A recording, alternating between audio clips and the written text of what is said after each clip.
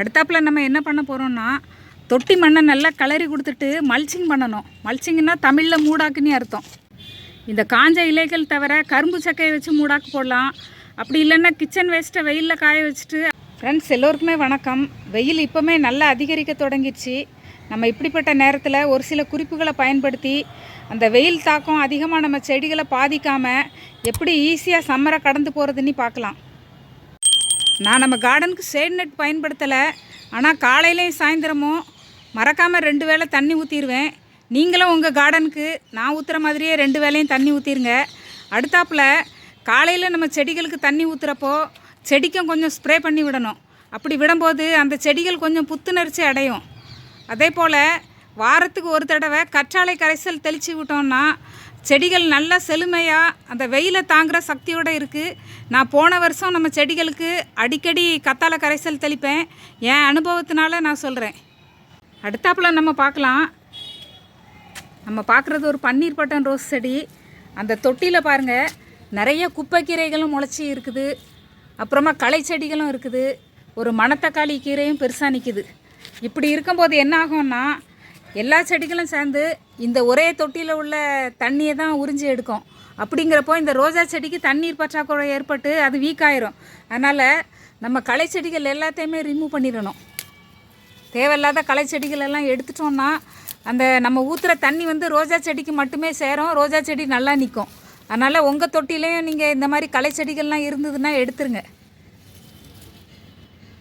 இனிமேல் வர்றது ரொம்ப வெயில் காலங்கிறதுனால ஒரு சில செடிகளால் அதிக வெயிலை தாங்க முடியாது. குறிப்பாக ரோஜா செடிகளுக்கு அதிக வெயில் ஒத்துக்கிடாது. நீங்கள் தொட்டியில் ரோஜா செடிகள் வச்சுருந்தீங்கன்னா அதை கொஞ்சம் நிழல் பாங்கான இடத்துக்கு மாற்றிடுங்க. குறிப்பாக ஒரு செவுர் பக்கத்தில் கொண்டு மாற்றிடுங்க. காலையில் உள்ள வெயில் மட்டும் ரோஜா செடிக்கு பட்டால் போதும்.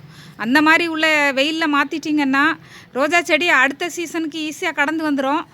ஃபுல்லாக வெயில் படுற மாதிரி வச்சோம்னா ரோஜா செடி காஞ்சி போகிறதுக்கு கூட வாய்ப்பு இருக்குது. அதே மாதிரி மல்லிகை செடிக்கு ரொம்ப வெயில் தேவை. ஆனால் மல்லிகை செடியை கொண்டு நிழலில் வைக்கக்கூடாது. அப்படி வச்சோம்னா பூக்காது. மல்லிகை செடியை தாராளமாக ஒரு நல்ல வெயில் படுற இடத்துல நீங்கள் வைக்கலாம். நான் அடிக்கடி நம்ம வீடியோக்களில் பெரிய தொட்டி தான் நல்லதுன்னு சொல்லிட்டு வருவேன். ஏன்னா பெரிய தொட்டிகள் தான் கொஞ்சம் வெயிலை தாங்கும். சின்ன சின்ன தொட்டிகளில் செடி வளர்க்கும் போது அது வெயிலை தாங்க முடியாது. குறிப்பாக வாட்டர் கேனில் காய்கறி செடிகள் வளர்க்குறோன்னு வைங்களேன், அது மத்தியான நேரத்தில் வந்து பார்த்தோம்னா ரொம்ப குழஞ்சி இருக்கும். அதனால் முடிஞ்ச அளவுக்கு சம்மரில் வந்து வாட்டர் கேனில் காய்கறி செடிகள் வச்சுருந்தீங்கன்னா அதை கொஞ்சம் நிழல் பாங்கான இடத்துல கொண்டு வச்சுருங்க. காலையிலேருந்து 12 மணி வரைக்கும் உள்ள வெயிலை கூட செடிகளால் கொஞ்சம் தாங்க முடியும். ஆனால் 12 மணிக்கு மேலே உள்ள வெயில் தான் ரொம்ப தீவிரமாக இருக்கும். அதுக்கு நம்ம என்ன பண்ணணும்னா, இந்த மாதிரி ஒரு பெரிய செடி இருக்குதுன்னா அதுக்கு பின்னாடி கொஞ்சம் வாட்டர் கேனில் இருக்கிற செடிகள் மாதிரி தூக்கி வச்சிடணும். அப்படி வைக்கும்போது அந்த பெரிய செடியோட நிழல் வந்து இந்த செடிக்கு படும். அப்படி நீங்கள் பார்த்து வைங்க. மத்தியானம் 12 மணிக்கு மேலே பெரிய செடியோட வெயில் சின்ன செடிக்கு விழுற மாதிரி நீங்கள் ஒரு இடமா பார்த்து உங்கள் செடியை செட் பண்ணி வச்சுருங்க. அப்படின்னா அந்த வெயிலை கொஞ்சம் ஈஸியாக தாங்கி நம்ம அடுத்த சீசனுக்கு கொண்டு போயிடலாம்.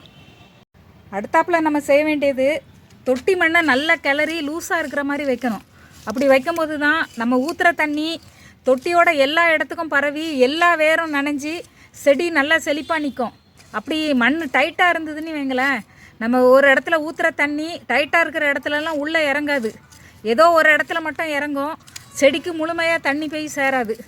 அதனால் மண்ணை நல்லா லூஸாக வச்சுருக்கணும். ஒரு காற்றோட்ட தன்மையாக இருக்கும்போது தான் தண்ணி வந்து எல்லா இடத்துக்கும் பரவும். அடுத்தாப்பில் நம்ம என்ன பண்ண போகிறோம்னா, தொட்டி மண்ணை நல்லா கிளறி கொடுத்துட்டு மல்ச்சிங் பண்ணணும். மல்ச்சிங்னா தமிழில் மூடாக்குன்னு அர்த்தம். இந்த மாதிரி கிளறிட்டு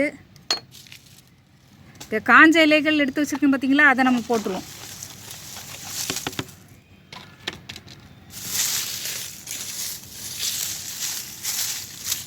இப்படி போட்டு வைக்கிறப்போ தொட்டி மண் நல்லா குளிர்ச்சியாக இருக்கும். வெயில் வந்து நேரடியாக நம்ம தொட்டியை தாக்காது. இப்படி போடுறப்போ இந்த மல்ச்சிங் என்ன ஆகும்னா, இந்த காஞ்ச இலைத்தலைகள் மக்கி இதுவே கூட உரமாக மாறிடும். இந்த காஞ்ச இலைகள் தவிர கரும்பு சக்கையை வச்சு மூடாக்கு போடலாம். அப்படி இல்லைன்னா கிச்சன் வேஸ்ட்டை வெயிலில் காய வச்சுட்டு அதை கூட கொண்டு மூடாக்கு போடலாம். காயாமே கூட கொண்டு போடலாம். இந்த மாதிரி நிறைய பொருட்களை மூடாக்குக்கு யூஸ் பண்ணலாம். உங்கள்கிட்ட தேங்காய் மட்டை இருந்ததுன்னா அதை கூட போடலாம். இந்த சம்மரில் நீங்கள் கீரைகள்லாம் புதுசாக ஆரம்பித்து வளர்க்கலாம். அதே மாதிரி அடிப்படை காய்கறிகளும் நல்லா வரும். குறிப்பாக கத்தரிக்காய், தக்காளி, பச்சை மிளகாய் இந்த மாதிரி காய்கறிகள்லாம் இப்போ கூட நீங்கள் விதை போட்டு வளர்க்கலாம். இந்த சம்மரை ஈஸியாக சமாளித்து கடந்து போகிறதுக்கு நான் சொன்ன குறிப்புகள் எல்லாம் உங்களுக்கு ரொம்ப பிடிச்சிருக்கோன்னு நினைக்கிறேன். பயனளிக்கும் விதத்தில் அமைஞ்சிருக்கோன்னு நான் நம்புகிறேன். நீங்களும் அப்படி நினச்சிங்கன்னா என் சேனலை சப்ஸ்கிரைப் பண்ணுங்கள், உங்கள் நண்பர்களுக்கெல்லாம் ஷேர் பண்ணுங்கள், மறக்காமல் உங்கள் கருத்துக்களையும் கமெண்ட் செக்ஷனில் பதிவு பண்ணுங்கள். நன்றி, வணக்கம்.